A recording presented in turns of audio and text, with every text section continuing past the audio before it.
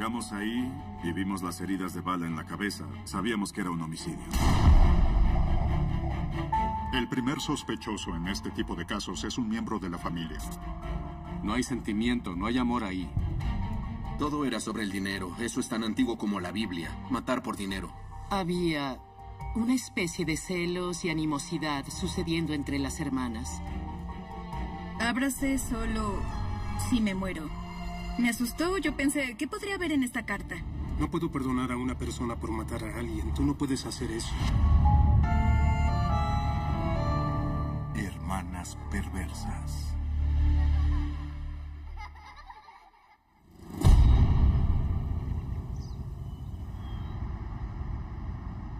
High Point es la típica ciudad del sur. Fue el punto más alto en el ferrocarril de Carolina del Norte en la década de 1850. De ahí proviene su nombre. Y lo que construyó a High Point fueron los muebles. Fue la capital mundial del mueble durante décadas. Era un vecindario normal de clase media, puramente residencial. Pero donde se encontró a la víctima era un área no incorporada a las afueras de Jake Pond en Gallimore, Dairy Road. Cuando nos detuvimos por primera vez, todo era boscoso. No había nada aquí, solo bosque. Sin edificios, nada. Solo un auto y un cuerpo.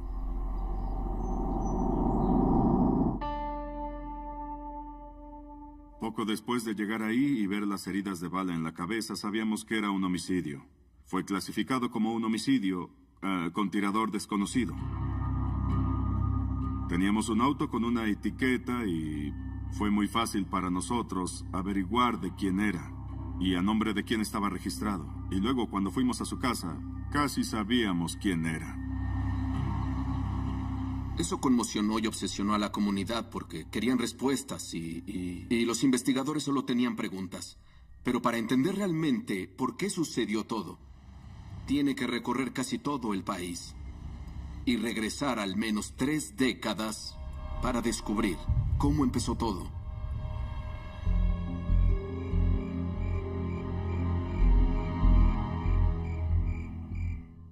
Patricia de Rosa y Sheila Tompkins tenían la misma madre, Edna, pero padres diferentes. Edna fue la única que crió a esas hermanas de forma constante. La familia era de clase media, casi baja, hasta que Edna se casó con un militar exitoso, Troy Madison. Sheila es 9 años más joven que Patricia, y ella admiraba a Patricia. Me dio la impresión de que eran 2 personas completamente diferentes. Una cosa que me agradaba sobre Sheila es que era una buena chica pueblerina. Patricia, pues, definitivamente no era así. Sheila era divertida. Era una chica ruda y tranquila. Patricia era una niña más femenina, preocupada más por su apariencia. Y Patricia, la hermana mayor, estaba buscando salir de Oklahoma para encontrar una vida mejor, una especie de una vida más próspera para ella. Y lo que hizo fue que encontró a un militar igual que su padrastro. Patricia conoció a Frederick Brown en 1969 y recuerdo que Patricia venía de Lawton, Oklahoma, clase media baja, y estaba buscando una salida. Y ahí está Frederick, que estaba en la escuela de artillería en Fort Sill, Oklahoma, que está justo al lado de Lawton. Y él tenía grandes sueños también. Conocí a Fred básicamente de toda la vida. Crecimos juntos. Fuimos a la escuela juntos, fuimos a la iglesia juntos. Era una persona agradable y muy tranquila. Era un chico tranquilo. Nadie tuvo algún problema con Fred que yo supiera. Él quería mejorar su vida. Y Patricia pensaba muy parecido a él. Ella quería también mejorar su vida. Y vio que Frederick era una buena pareja. Se casaron después de un año de conocerse y Patricia se fue de ahí, se fue a explorar el mundo, dejando atrás a su hermana menor, Sheila.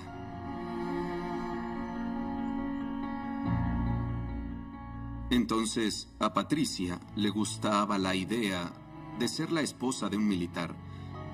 Toda esa idea de viajar, de ver el mundo. Y más tarde se dio cuenta de que Sheila tenía envidia de su hermana.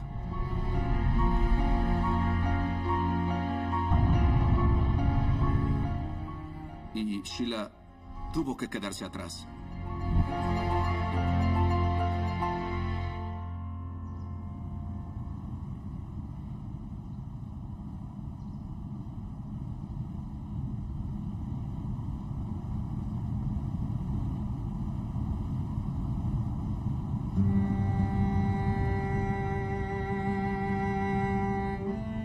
Habían vivido en Fayetteville, Carolina del Norte, que es el hogar del Fuerte Bragg, y ahí es donde Fred estaba establecido. Y ahí es donde Patricia comenzó a tomar clases de bienes raíces. Era una gran prioridad que ella estuviera ahí para sus hijos, y estaba bastante claro que ella tenía una muy buena relación con ambos. Fred Brown permaneció en el ejército hasta 1987, cuando se retiró y quiso establecerse. Y fue entonces cuando se mudó a High Point, Carolina del Norte, y se mudó a un vecindario mejorado. Comenzó a enseñar en la universidad comunitaria de ahí, la Universidad Comunitaria y Técnica Guilford. Conocí a Fred justo después de que lo contrataran, y supe de inmediato que nos llevaríamos bien. Yo enseñaba al otro lado del pasillo. Escuché un ruido y a los estudiantes riendo. Así que le pregunté, ¿para qué usas esa campana? Él me dijo, bueno, tuvimos una función de gong. Dijo, lo usaré para que los alumnos estudien. Y dijo, cuando se equivocan en la respuesta, yo sonaré el gong y podrán escucharlo por todo el pasillo. Y podías escuchar a los alumnos riendo. Patricia estaba dando clases de bienes raíces en el centro comunitario de Randolph en Ashboro. Tenían 2 hijos en la universidad y si lo observaban desde fuera, parecían una familia feliz. Lo interesante de las 2 hermanas fue que Patricia, ella soñaba a lo grande. Era refinada y culta, mientras que Sheila era conocida como la niña salvaje.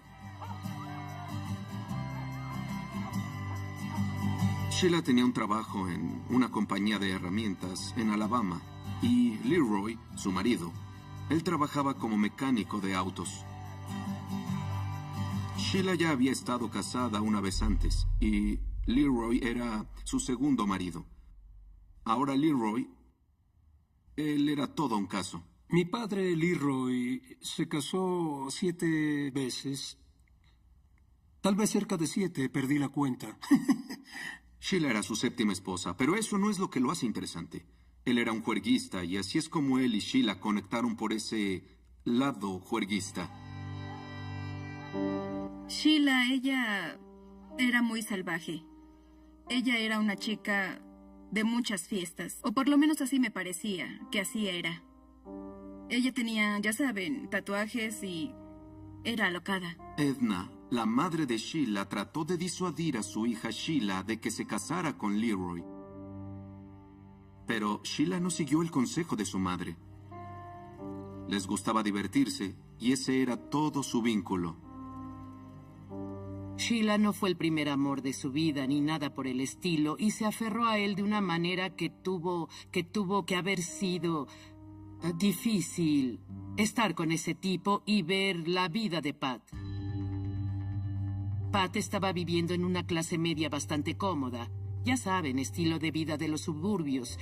Y Sheila y su esposo Leroy, ellos eran diferentes tipos de personas. Yo creo que habían terminado en muy diferentes situaciones socioeconómicas. Patricia vivía con un estilo de vida más exclusivo, pero Sheila y Leroy, mi padre, vivían al día con su sueldo. Pero si a Patricia no le agradaba el matrimonio de Sheila, ella nunca hizo notar esos sentimientos a su hermana. Yo creo que había una especie de celos y animosidad sucediendo entre las hermanas. Pero lo que este caso te muestra es que nunca sabes qué hay debajo de la superficie. A Edna Madison no parecía gustarle ninguno de sus maridos. Había mucho drama en esta familia, pero nadie sabía que llevaría al asesinato. ¿Sabes qué? No quiero una hamburguesa.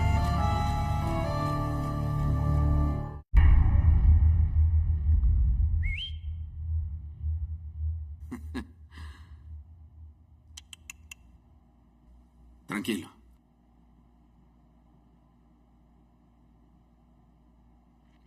Los Brown estaban viviendo en este entorno idílico y todo iba bien para ellos. Pero cuando revisan un poco debajo de la superficie, no iba para nada bien. Comenzó cerca de 1990. Patricia tuvo cirugía del corazón.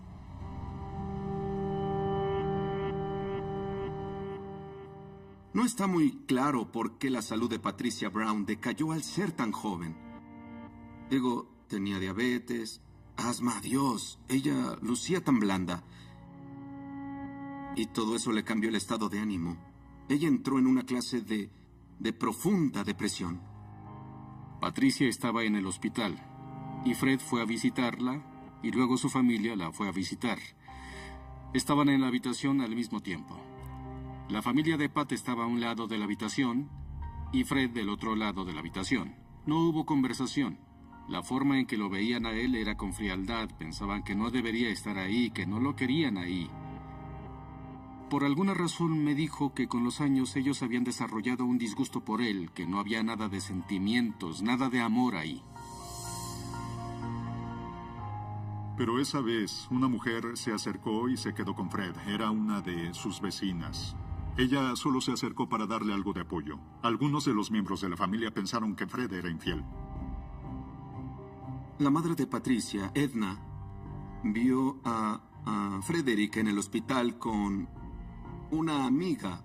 Pensó que sí, Frederick era un poco más amigable con esta amiga de lo que debería ser. Si piensas en Edna, ella era la que quería controlar a sus hijas. No le iba a agradar que ninguna de las dos estuviesen involucradas en eso. Le gustaba tener influencia sobre ellas para así poder atraer a sus hijas cerca de ella.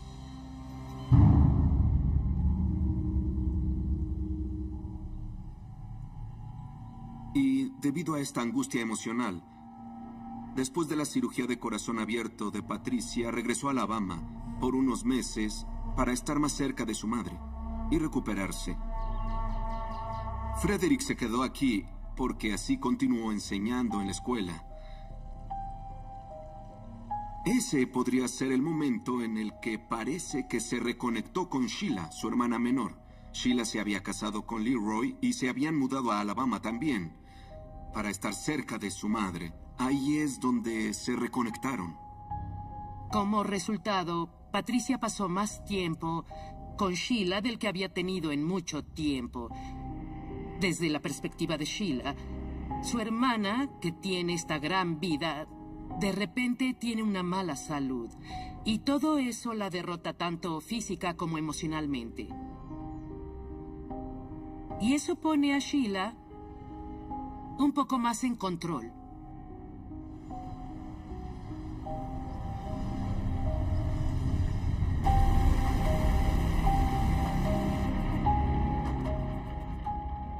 La gran dificultad fue que Pat pasó de los ingresos de alguien que tiene mucha energía y trabaja a tiempo completo a alguien que trabaja muy poco. Fred no habló mucho sobre los problemas financieros que estaban teniendo, pero solo dijo que las cosas se estaban deteriorando y que no iban bien. Fred era un comprador de cupones e iba a lugares donde podría ganar un cupón doble o uno triple para ahorrarse algo de dinero en sus compras. Esa era una de sus escapadas. Él iba a la tienda de abarrotes y se quedaba ahí por horas. Y era ahorrativo con su dinero. Eso es lo que realmente enfureció a Patricia, porque, al parecer, ella quería vivir en un estilo de vida más extravagante. Frederick no quería que eso sucediera.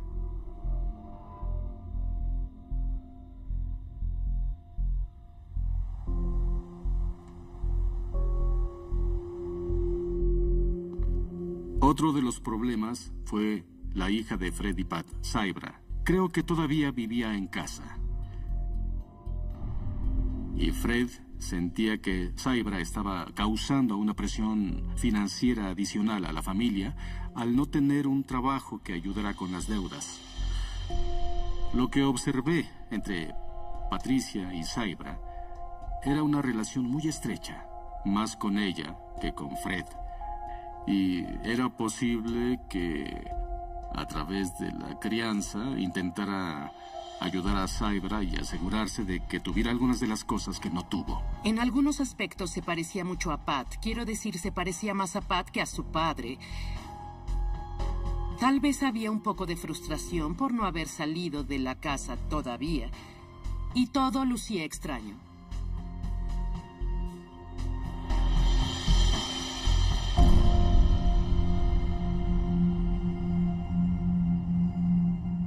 Fue el 28 de marzo de 1991 cuando Sheila y su esposo Leroy fueron a High Point para ver a su hermana Patricia y a su esposo Frederick.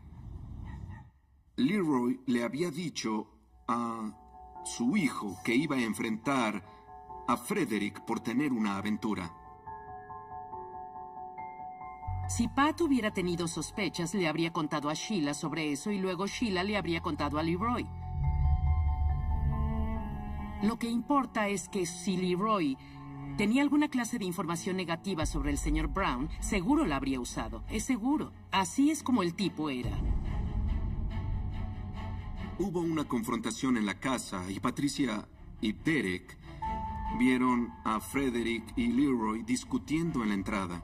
Derek no sabía bien de qué se trataba toda esa discusión o desacuerdo. Fred me dijo que su concuño, Leroy, lo había amenazado con golpearlo ahí mismo, en la casa. Las cosas estaban fuera de control. Y no iban a terminar bien.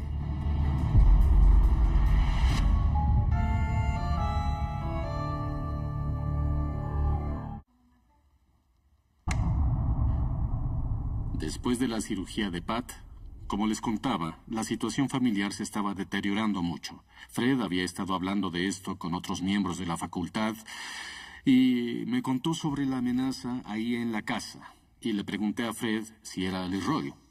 Y él dijo sí. Todos le dijimos, necesitas separarte, divorciarte. Y él dijo, no creo en eso, mi religión no me permite divorciarme. Toda esa idea de hasta que la muerte nos separe, él se lo tomó, ya saben, él se lo tomó en serio. Fred Brown se volvió paranoico. Es decir, hablo del tipo que ve sobre su hombro, de esos, no un tipo demente, solo un tipo paranoico tratando de ver qué sucede realmente.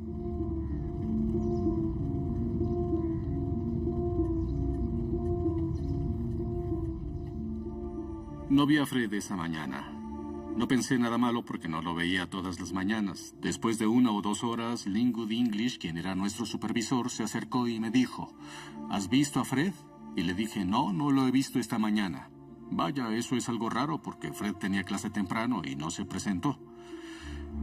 Y poco después recibí una llamada de Pat diciendo, ¿has visto a Fred? Él no vino a casa anoche. ¿Acaso fue a la escuela esta mañana? Linwood le dijo, no. Él vino y me preguntó, ¿viste a Fred esta mañana de camino a la escuela? Y le dije, no. Y todo eso me pareció extraño.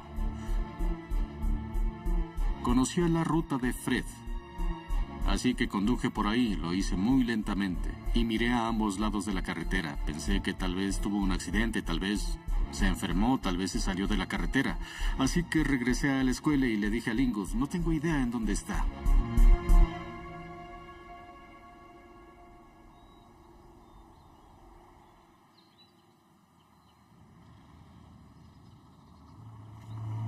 Dos hombres del equipo de trabajo en la autopista 68 llamaron a la policía, llamaron a la oficina principal y dijeron que habían encontrado un cadáver tendido a un lado de la carretera, en una alcantarilla.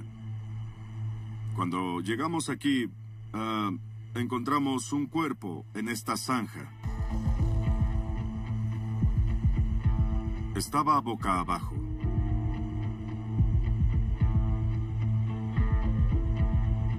Con disparos múltiples en la cabeza y estaba aproximadamente aquí. Le dimos la vuelta y revisamos sus bolsillos y su billetera no estaba ahí. En cuanto ves eso piensas, oh, su billetera no está aquí. Así que empiezas a pensar que podría haber sido un robo y que ni siquiera conocería a su asesino. Lo que nos daña un poco, porque entonces podría haber sido cualquiera.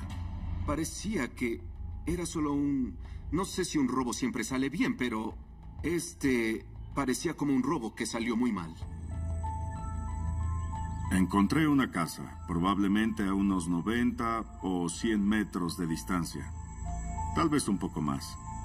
Y no había muchas casas en esa área en esa época. Llamé a la puerta y la dueña de la casa llegó. Y luego le contamos lo que estábamos investigando y ella dijo, ¿saben? Yo escuché lo que parecían como un par de disparos, uno tras otro. Fue entre las 11 y las 12 de la noche de ayer. Creo que estaban viendo las noticias y ella lo oyó. Después de que se encontró el cuerpo y estuvimos ahí como una hora, tuvimos suerte, se había reportado desaparecido.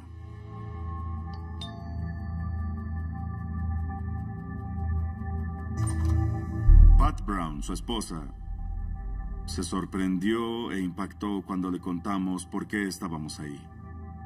Que su esposo había sido encontrado muerto al costado de la carretera en la autopista 68. Comenzamos a preguntarle dónde había estado él y dónde había estado ella. Tenía que saber dónde estaban todos en esos momentos para que tuviera sentido.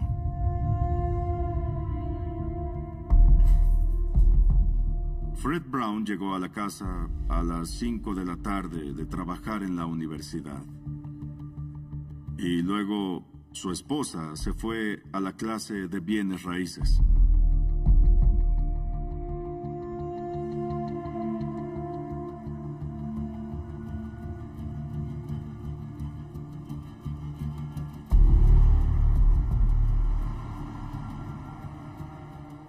Saibra, la hija, salió y fue a ver a un amigo.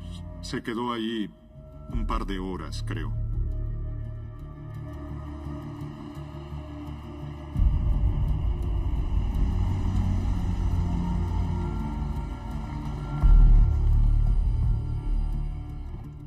Eran cerca de las 11 de la noche cuando Saibra se preocupó por su padre, porque era totalmente inusual que él no estuviera en casa a esas horas de la noche. Era un tipo hogareño, a menos que estuviera en el trabajo o en el supermercado.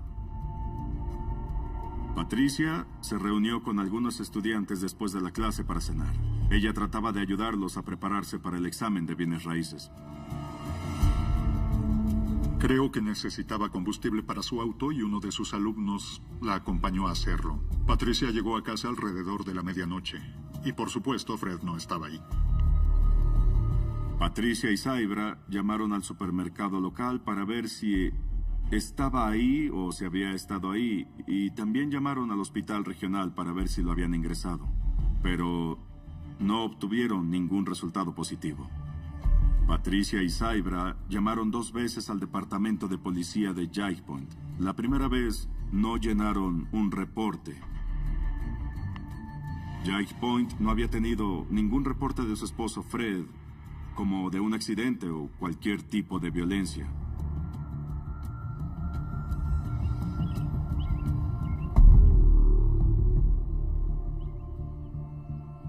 Y luego, a la mañana siguiente, alrededor de las 6, lo reportaron desaparecido en el departamento de policía de Jake Point. Mi hija llegó a casa a las 10:30 y él no estaba. Está bien. ¿Podría haber salido con sus amigos o algo así? No que yo sepa.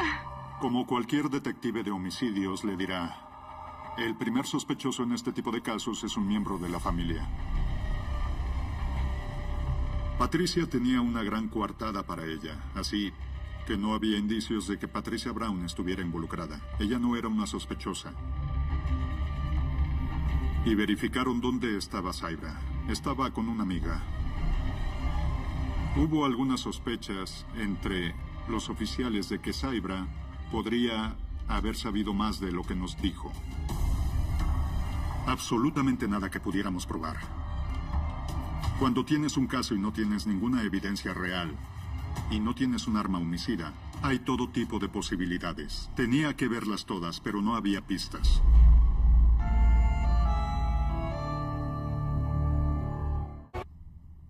Tienes que poner tus pies en el suelo para resolver cualquier cosa. Y bueno, las primeras 48 horas son las más importantes, y lo son. Cuanto más rápido tengas algo, más posibilidades tienes de resolver alguna cosa. Pero los que estábamos no teníamos idea. Teníamos que crear nuestras pistas. Ya saben, comienzas con los vecinos, das vueltas por ahí y te ocupas. Te mueves por todos lados. Cuando no tienes un sospechoso en un caso de homicidio, tan solo sales a entrevistar personas. Entrevistas personas y más personas con la esperanza de que alguien nos dé esa pequeña información que le dará un respiro al caso. Fuimos de puerta en puerta, hablando con los vecinos de Fred para averiguar si lo habían visto la noche de su desaparición. Y todos sus vecinos se sorprendieron mucho al descubrir que lo habían matado. No podían creer que algo así hubiera pasado. Fue interesante cómo reaccionó la comunidad a todo a este crimen, porque él era un instructor. El que tenía la reputación de ser un tipo amigable, que daba clases, y a la gente le agradaba, a sus estudiantes les agradaba. Había estado ahí durante 3 años, y luego se le encuentra boca abajo, en una zanja, en una sección remota de Greensboro. Eso asustó a la gente. ¿Cómo sucedió esto? Y esa era una pregunta retórica que nadie respondía. Se corrió la voz en la escuela. Todos tenían su opinión, pensando que podría haber sido uno de sus estudiantes que estaba enojado con él, que podría haber sido un familiar, que podría haber sido un amigo, que podría haber sido alguien que ni él conocía. Dentro de la camioneta encontramos una bolsa de plástico del supermercado, lo que significaba que había estado en una tienda. Fred iba hacia el norte por la autopista 68. Había hecho un giro en U y regresó al parque donde estaba. No había una razón lógica para que él estuviera ahí. Algo tenía que haberlo llevado ahí. Y no solo ir al supermercado, porque la tienda estaba más al sur de donde lo encontramos. Eso no tenía ningún sentido. Después de unos 6 o 7 meses, el caso se congeló. Y eso no significa que los detectives dejaron de trabajar en eso, solo significa que no lo hicieron de tiempo completo. Pero el detective original se mudó a otra área. Otro detective entró y lo tomó por un tiempo.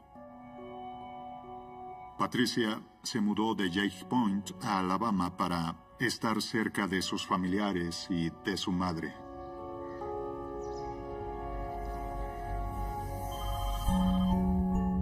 Todavía era un caso sin resolver. Hasta 1994, Patricia Brown recibió la llamada a las 3 de la madrugada. Era un detective en Reading, Pensilvania, y fue entonces cuando se enteró. El detective le dijo, sabemos quién mató a su esposo.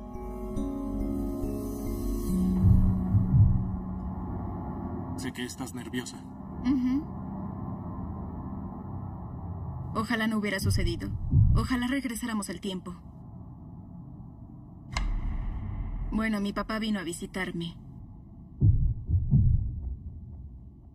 Y no sé cómo entramos en la conversación y creo que él me dijo... Mi papá me dijo, te daré una carta. Y no la abras a menos que me pase algo. Eso es todo lo que me dijo. Y luego la escondió en mi habitación y me dijo dónde la había dejado. No sé por qué la ocultaría si me dijo dónde estaba. Me asusté, estaba confundida. Pensaba, ¿qué podría haber en esta carta? Nunca pensé que estaría pasando por algo como esto. Para nada. Entonces, ¿dónde escondió tu papá la carta? Tengo curiosidad. Tenía un aire acondicionado. Él sacó la parte frontal y la metió en el costado del aire acondicionado. Pero no la abrí. ¿Por qué no la abriste? Creo que tenía miedo de abrirla. Ese es el problema. Estaba asustada. Sabiendo lo que decía, o si había alguien detrás de él. No sabía si quería saber qué había ahí.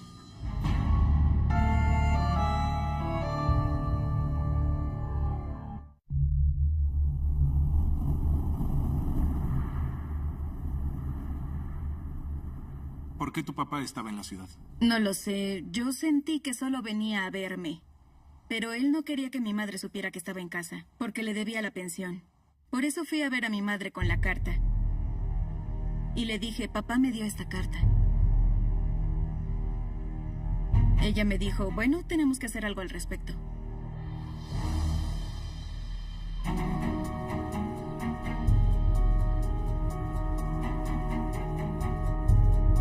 Nos fuimos a la cama, al día siguiente salimos en mi auto.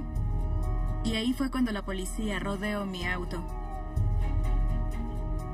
Y él dijo, no voy a dejar que me lleven, me voy a escapar. Y yo lo miré y le dije, papá, por favor no huyas, porque sabía que probablemente le habrían disparado para que se detuviera. Entonces él no huyó.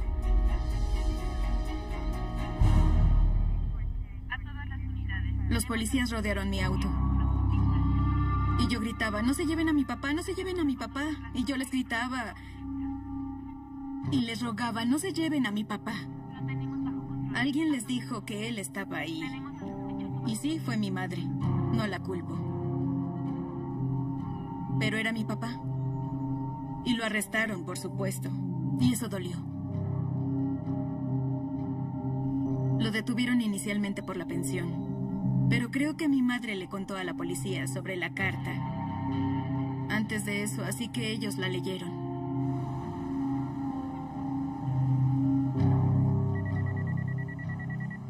A mitad de la noche recibí una llamada del detective de Reading, Pensilvania, y estaba buscando desesperadamente un homicidio abierto que ocurrió 3 o 4 años antes.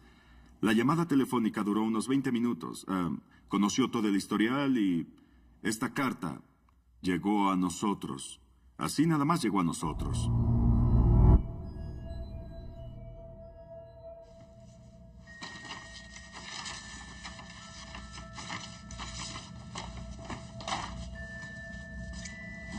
Está fechada 12 de julio del 94. Yo, Leroy Wenzel, me pagarán $30,000. Le disparé a Fred Brown. ¿Qué dice en el frente?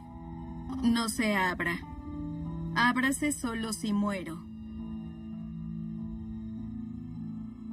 Así que estoy segura de que estaba pensando en suicidarse porque se sentía culpable por eso.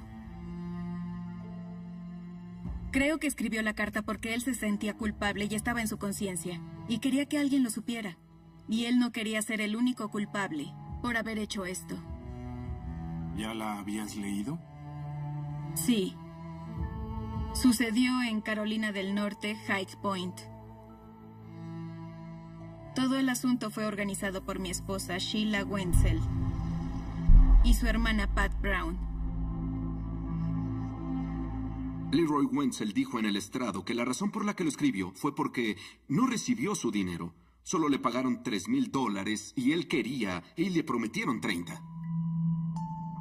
Pat no tenía suficiente dinero. Pidió prestado $400 a su madre. Tengo que dejar esta carta para que no sea el único que pague por este crimen. Esta declaración es verdadera. Gracias, Leroy. Edna, la madre, planeando matar a Frederick Brown. Eso es una locura. Él escribió que Patricia no tenía suficiente dinero para pagarle por adelantado, por lo que Patricia pidió prestados $400 a su madre, pero en la investigación, el nivel de participación de Edna en el asesinato nunca fue probado.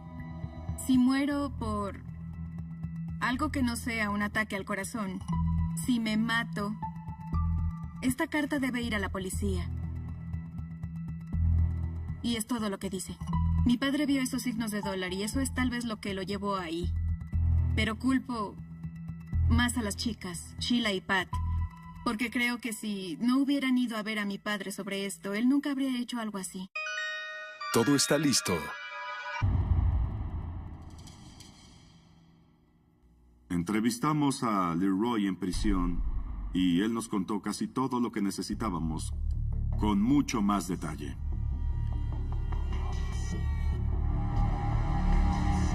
Nos dijo que condujo desde Alabama hasta el condado de Guilford y que llamó a Fred desde un tramo del camino en la autopista 68 y le dijo que tenía problemas con el auto. Frederick estaba solo en casa. Fue entonces cuando Leroy llamó y dijo que tenía problemas con el auto a 10 minutos de su casa. Y Frederick, siendo él, no sé, creo que era el cuñado obediente, fue a ayudar a su propio cuñado que se había varado en el camino.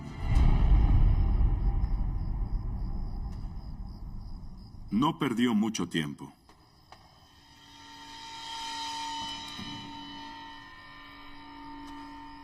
Cuando empezaron a hablar, le dijo, para que lo sepas, tu esposa Patricia me contrató para matarte. Comenzó a correr. No llegó muy lejos porque Leroy le disparó una vez en la espalda. Fred cayó boca abajo. Después de que Leroy le disparó a Fred en la espalda, se fue. Él regresó porque quería asegurarse de que Fred estuviera muerto.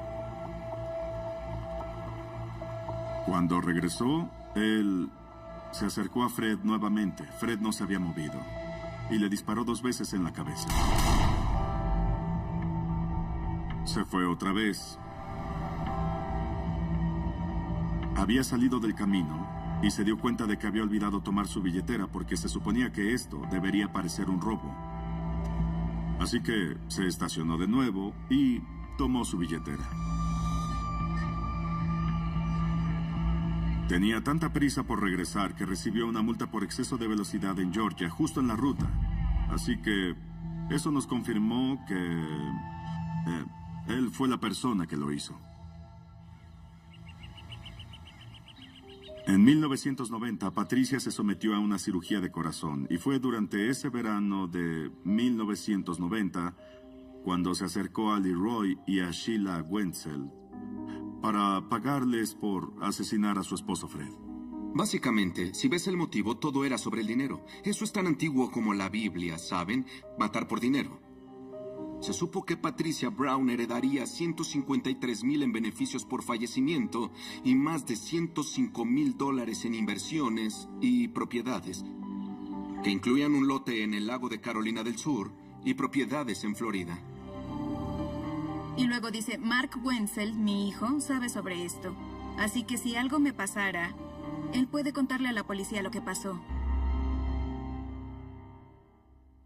Y luego, de repente, la policía llama a tu puerta diciendo que tu padre, ya saben, había...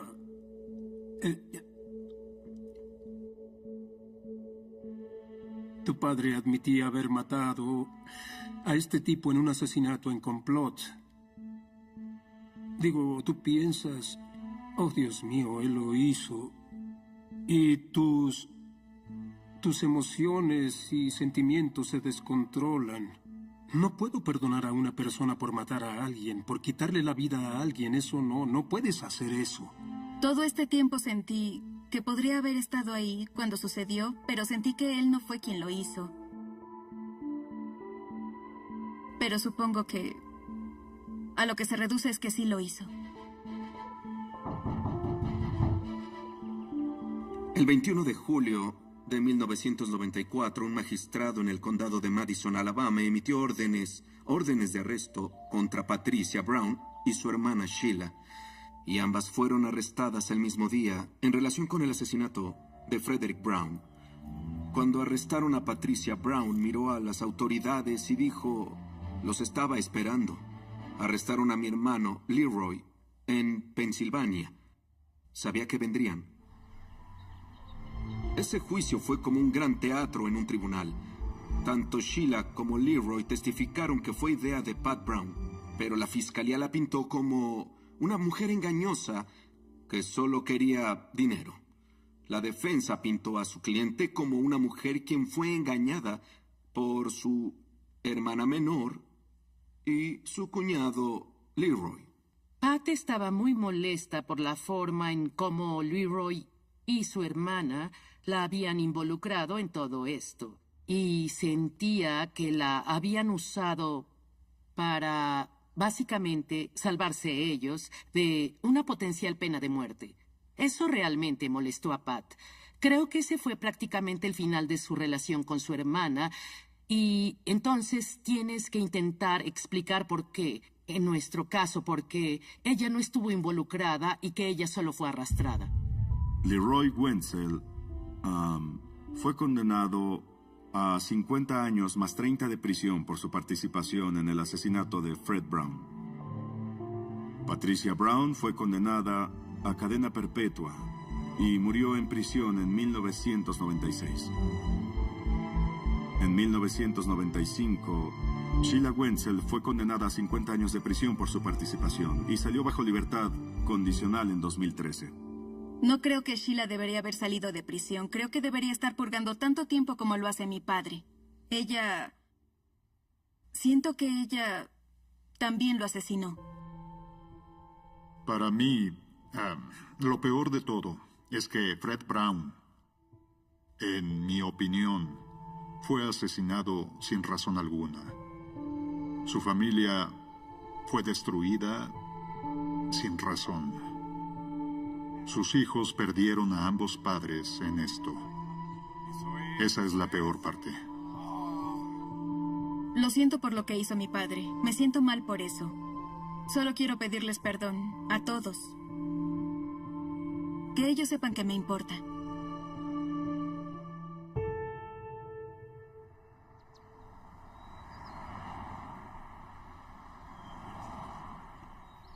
Pienso en Fred. Qué buen tipo era. Y no sé qué lo precipitó, pero, ¿sabes?